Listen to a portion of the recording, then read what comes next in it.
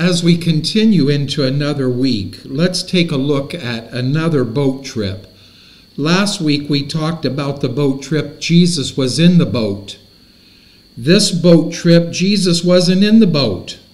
Okay? It's a short time after that. And here comes storm. Are there ever storms in your life? There are. If you are dealing with anxiety and stress and panic attacks and that kind of thing, there is some kind of a storm going on. The winds are contrary against the boat that the disciples are in, and Jesus isn't there. He's actually up on a hillside praying and watching what is happening. How can he see? Because Jesus was everywhere, omnipresent, omniscient. He knew everything, omnipotent, all-powerful. He wasn't just some guy. He was God.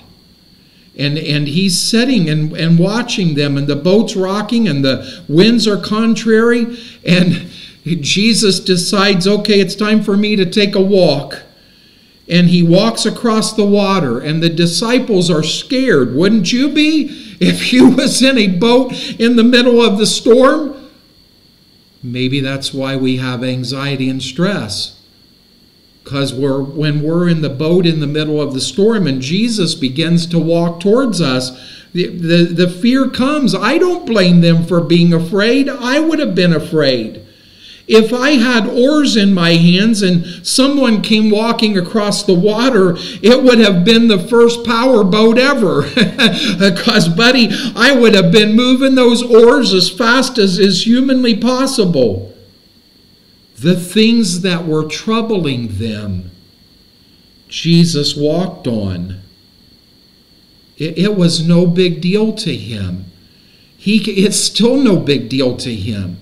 He can take care of it. The things that was causing these seasoned fishermen fear, Jesus was walking on it. Your biggest obstacle, Jesus walks on. I love the story of the tomb. When the women got there, the angel, not God, an angel, rolled back the big stone that they had placed there to hold Jesus in. And the angel was found sitting on the rock. An act of dominion over the great obstacle intended to hold Jesus in. I really believe that all of the disciples could have walked on the water that night. He allowed Peter to walk on the water into the miraculous because Peter was the only one that asked, Lord, if it is you, bid me to come unto you.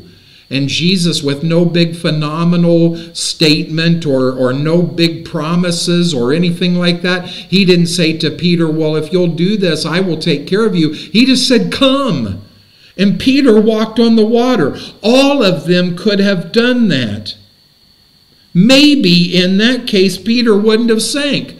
Maybe if they were all walking on the water, they would have been an encouragement to each other.